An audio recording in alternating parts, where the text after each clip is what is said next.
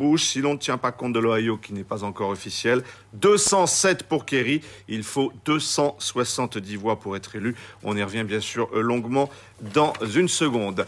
Pour le reste, 2 titres dans l'actualité en France à la fin de ce journal. Tout de suite, Mélissa, l'Amérique sans président, mais peut-être plus pour très longtemps. Plus pour très longtemps, Jean-François. En tout cas, la balance penche, c'est vrai, de plus en plus vers George Bush. L'État déterminant de la Floride et ses 27 grands électeurs, c'est acquis.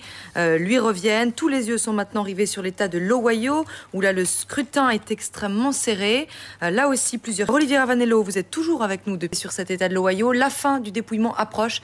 Vous nous confirmez donc, Olivier, j'ajoute que les démocrates ne concèdent pas la défaite dans l'Ohio. Voilà ce que dit le parti de John Kerry pour l'instant.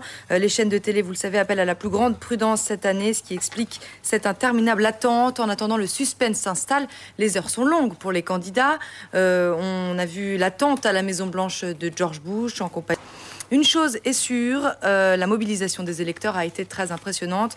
La longueur des files d'attente était parlante. Près de 4 heures après la fermeture officielle du scrutin, on votait toujours. Voici le récit de Jérémy Gandin.